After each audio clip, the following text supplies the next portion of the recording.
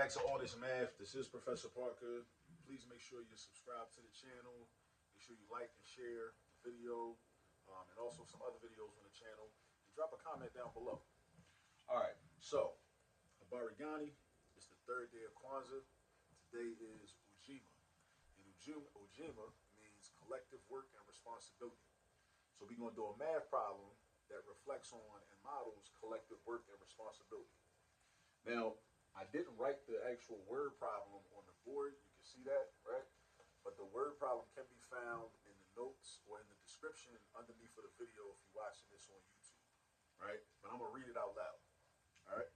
So, basically, the problem reads like this.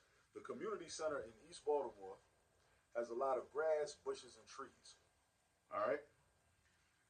Now, Amir, right, he's one of the youngest that, frequents the community center, and he lives in the community. Amir can do all the yard work in 3 hours, all the necessary yard work, cutting the grass, edging the grass, trimming the bushes, like maybe, cleaning up the trees and whatnot. He can do all that yard work in 3 hours, right? His homeboy Sharif can do all the yard work in 2 hours. The question is, how long would it take them to complete the yard work if they work collectively in the spirit of Kwanzaa, in the spirit of, African Center worldview, right? Working together collectively as opposed to individualistically or individually, right? Working together as a collective, right? How long would it take? This is a typical type of word problem that you might see in an algebra class, maybe an algebra 1, algebra 2 class, right? You may see this on the SAT or the ACT. So it's good to know how to do these problems. But these problems are very much in line with the Nguzo Saba, Ujima. I call these problems, like if you go to a typical math textbook or algebra textbook, they call these collective combined work problems. I call them Ujima math problems. That's what I call them. All right. So what you do is first you want to identify your variable. We're trying to find out how long it would take for them to do all the yard work together. So X, and we can just use X. You use any letter you want. But X is going to represent the combined time. X is the combined time. Now, this is how you set these problems up. You look at each person or each individual or whoever's involved, and you think about how much work, how much of the work would they accomplish or would they complete in 1 unit of the time.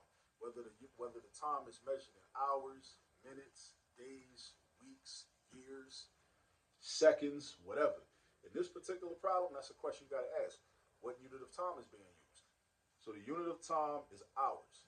So whenever you see a problem like this, make a note of this. Identify what unit of time is being used. So in this case, hours is being used. So you want to ask the question in terms of Amir.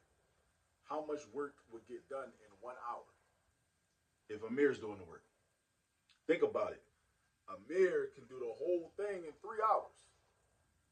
So how much work gets done in 1 hour? That would be 1/3 of the work, because 1 hour is 1 out of 3 hours.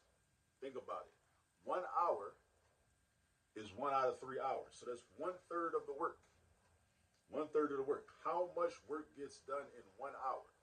How much work gets done in either 1 hour, 1 minute, 1 second? But in this problem, they're talking about hours. So that means that we're going to represent Amir with the fraction 1/3. And then we're going to add, right, Sharif's amount of work that he gets done in 1 hour. So if Sharif can do all the work in 2 hours, he works faster than Amir, clearly, right? He can do all the work in 2 hours. How much can he get done in 1 hour? He can get half of it done, right? 1 out of 2. So in 1 hour, he gets half of the work done because all the work is getting done in 2 hours. All of the work is getting done in 2 hours. So in 1 hour, that's half of the work because it's 2 hours altogether. So 1 hour is 1 half of 2 hours. Because 1 hour is 1/2 of 2 hours, he gets half of the work done in 1 hour. So remember, you're asking yourself, how much work gets done in 1 hour? How much work gets done in 1 hour? Amir can do all the work in 3 hours. So in 1 hour, that means he's doing 1/3 of it. In 2 hours, he's doing 2/3 of it. In 3 hours, he's doing 3/3 of it. 3/3 is equal to 1. That means he's completing the whole job. All right? So if he was working for 4 hours, that means he would complete the whole job and do 1/3 of another job, right? As if he had to start the job all over again. All right? Now, you add Amir plus Sharif, and what that is equal to is how much of the combined work, how much work gets done in 1 hour, or how much gets, not necessarily 1 hour, well, yeah, how much work gets done in 1 hour as a fraction of the combined time. Remember, we said X is the combined time.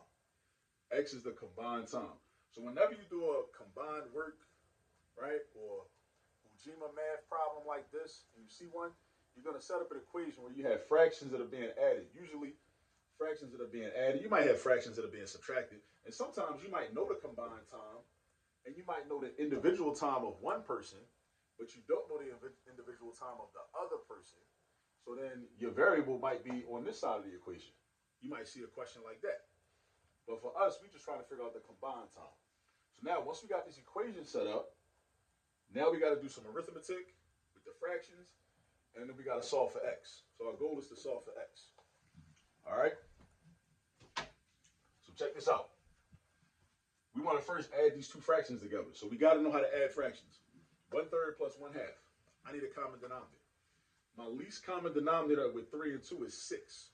Because 6 is the smallest or the least number that 3 can multiply into evenly and 2 can multiply into evenly. All right, so that's going to be my LCD. So that's going to become 2/6 plus 3/6. So 2/6 plus 3/6. Now, how did I get these two? Where did this 2 come from? Because look, 3 times 2 gives me 6. So I also got to do 1 times 2. As below, so it is above. If I multiply by 2 on the bottom, I got to multiply by 2 on the top. Times 2 times 2. And then this 2 turns into a 6. How did that happen? By multiplying by 3. As it is below, so it is above. If I multiply by 3 on the bottom, I multiply by 3 on top. That's where the 3 comes from. Whenever you're doing any math problem, as you go from step to step, make sure you know where each number comes from. Where each number comes from. Know where this 2 came from. Where this 6 came from. Where this 3 came from. Where this 6 came from. All right, we don't mess with the 1/x yet. We're not dealing with that yet. But we're going to combine these together. 2/6 plus 3/6 gives us 5/6. It's difficult for me to say 6 when it's a denominator. So we got 5/6 is equal to 1/x. Now again, I'm trying to solve for x. So I'm going to use the Malcolm X method for cross multiplication. 5x is equal to 6. I'm going to divide by 5 on each side. 5 cancel out, leaving us with 1. 1x over 1 is just x. So x is equal to 6/5, right? So x is 6/5. Now, how do we represent that in terms of time? The unit is hours. So this is 6/5 of an hour. So what does that mean? So how do I figure, like 6/5 of an hour, what does that even mean? One thing I could do is I know that there are 60 minutes in an hour, right? So I could do 6/5 times 60 to figure out how many minutes that is, all right? And then what I could do is I can cancel this 60 with this 5, right? 5 divided by 5 is 1. They got a common factor of 5, right? 60 divided by 5 is 12, and then I'm left with 6 times 6 divided by 1 is just 6. Then I'm left with 6 times 12, which is 72, right? 60 minutes, that's 72 minutes. 72 minutes is the same thing as 1 hour and 12 minutes. So that means that working together, collectively, following Ujima, they can do all the yard work in 1 hour and 12 minutes. So think about that. You could use this in like everyday life, right? In any situation where you want to know, well, how long would it take us to do this together, right? How long? And it don't got to be just limited to 2 people. What if it's 3 people that want to work together, 4 people that want to work together? You would just have a different fraction for each person. As long as you know how long it takes that person individually to do all the work themselves, that's all you need. And you set up the equation like we set this up.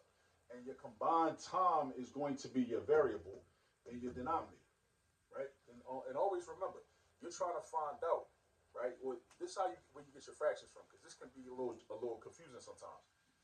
Think about how much of the work, you're looking for the unit rate of work. How much of the work can get done in 1 hour or 1 minute if you're dealing in minutes, 1 second if you're dealing in seconds, 1 day if you're dealing in days, 1 year if you're dealing in years. How much of the work can get done, right? So in 1 hour, 1/3 of the work gets done, because all the work gets done in 3 hours, right? And then that's for Amir. But then Sharif, the other brother, he gets all the work done in 2 hours. So that means in 1 hour, think about this intuitively. 1 hour is half of 2 hours. So that means he gets half of the work done. Again, how much of the work gets done? 1/3 of the work in 1 hour, 1/2 of the work in 1 hour. And then over here, we don't know the combined time, but it's going to be 1 out of the total amount of time, right? So this plus this has to equal 1 out of the total amount of time. All right, and that's going to be your equation. And then we just go through the motions, find the common denominator, combine these two fractions, and then we combine them into one fraction. Whenever you have one fraction equal to another fraction, most textbooks call it the cross product property. Cool. I call it the Malcolm X method because you're going into X formation, and I like to evoke the ancestors. That's just what I do. 5 times X is 5X. 6 times 1 is 6. 5X equals 6. Divide by 5, divide by 5, and you end up with X equals 6/5. But 6/5 of what? It's 6/5 hours. That's how many hours? That's 1 and 1/5. I could have did it like this. 6/5 is seen as is known as an improper fraction. So I could have also just flipped it into a mixed number, and that's 1 and 1/5 hours. 1 whole hour and 1/5 of an hour. What's 1/5 of an hour? 1/5 of an hour is just 60 minutes divided by 5, which is 12 or 12 minutes. So this is another way to get 1 hour and 12 minutes. Either way. All right. But again, in the algebra that you're going to encounter, we also see the Guzo Saba, and that's why we're doing Kwanzaa math problems. This is the 3rd day of Kwanzaa. Find some more problems like this and practice on your own time, definitely, so you'll be able to master these types of problems. And I will see y'all on the 4th day of Kwanzaa.